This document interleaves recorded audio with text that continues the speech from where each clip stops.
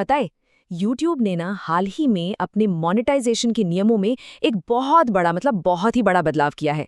और अगर आप एक छोटे क्रिएटर हैं या फिर बनने का सोच रहे हैं तो यकीन मानिए ये आपके लिए एक गेम चेंजर हो सकता है।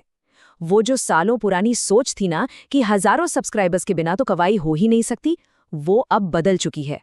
तो सवाल अब सीधा सा है, क्या YouTube पर छोटे क्रिएटर्स के लिए पैसा कमाना सच में आसान हो गया है? आज हम इसी की तह तक जाएंगे। देखते हैं कि इस नए अपडेट में असल में क्या छिपा है।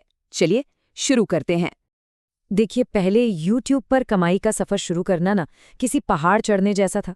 मोनेटाइजेशन की शर्तें ही इतनी मुश्किल थीं कि कई अच्छे क्रिएटर्स बीच में ही हार मान लेते थे। ये एक ऐसी दीवार थी जिसे पार करना सबके बस की बात नहीं थी। मतलब कमाई शुरू करने के लिए, या यूं कहें कि अपने वीडियो पर विज्ञापन चलाने के लिए YouTube पार्टनर प्रोग्राम की कुछ बहुत ही सख्त शर्तें थीं, जिन्हें पूरा करना ही पड़ता था।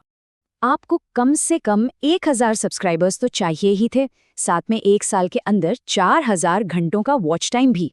ये जो आंकड़े थे ना, ये नए चैनलों के लिए एक बहुत बड़ी रुकावट बन जाते थे और कई लोगों का सपना तो शुरू होने से पहले ही टूट जाता था। लेकिन अब YouTube ने कमाई की इस रेस में शामिल होने के लिए एक शुरुआती दरवाजा खोल दिया है।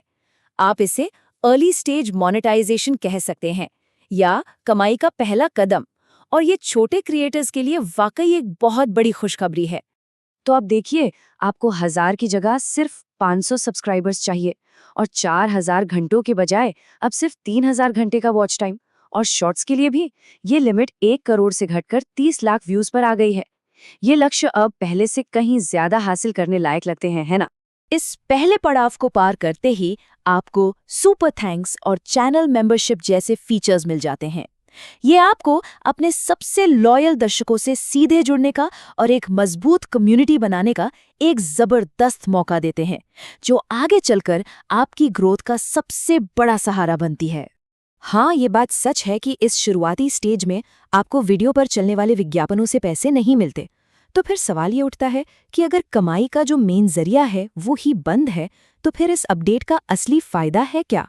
और यहीं से असली कहानी शुरू होती है, क्योंकि इस अपडेट में एक ऐसा छिपा हुआ खजाना है जो कमाई का पूरा खेल ही बदल सकता है। और कमाल की बात यह है कि इसके बारे में ज्यादा लोग बात ही नहीं कर रहे हैं। तो वो कौन सा एक फीचर है जो सिर्फ 500 सब्सक्राइबर्स पर अनलॉक हो जाता है और जिसमें विज्ञापनों से 10 गुना ज्यादा कमाने की ताकत है? सोचिए जरा। इसका जवाब है शॉपिंग एफिलिएट। जी हाँ, ये एक ऐसा फीचर है जो आपको अपने वीडियो में प्रोडक्ट्स को टैग करने और उनकी बिक्री पर सीधा कमीशन कमाने का मौका देता है। और यही है असली गेम चेंजर। जरा इस बदलाव के साइज का अंदाजा लगाइए। पहले इस पावरफुल फीचर के लिए 10,000 सब्सक्राइबर्स चाहिए होते थे और अब सिर्फ 500। ये कोई छोटा मोटा बदलाव नहीं है, ये छोटे क्रिएटर्स के लिए एक क्रांति है, एक रेवोल्यूशन। इसका सीधा सा मतलब है कि अब आप जिस माइक से बात कर रहे हैं, जिस कैमरे से शूट कर रहे हैं या जिस किताब का रिव्यू कर रहे हैं, उसे आप सीधे अपने वीडियो में टैग कर सकते हैं। और जब कोई व्यूअर वहां से कुछ खरीदता है तो आपको उसका कमीशन मिलता है। सिंपल।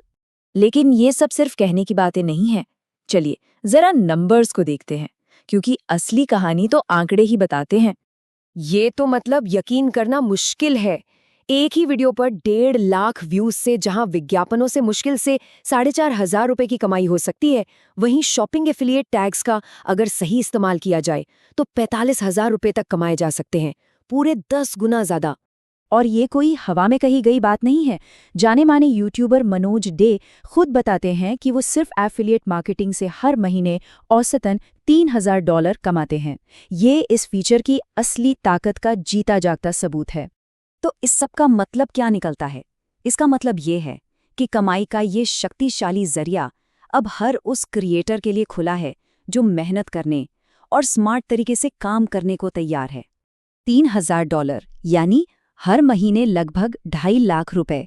जरा सोचिए, हर महीने इतनी एक्स्ट्रा इनकम से क्या कुछ नहीं किया जा सकता। ये दिखाता है कि अब अवसर कितने बड़े हो गए हैं। तो सबसे बड़ी सीख यही है, अब सफलता का मतलब सिर्फ विज्ञापनों से होने वाली कमाई का इंतजार करना नहीं है। असली मौका एफिलिएट मार्केटिंग में है और इसकी शुरुआत अब सिर्फ 500 सब्सक्राइबर से ही हो सकती है।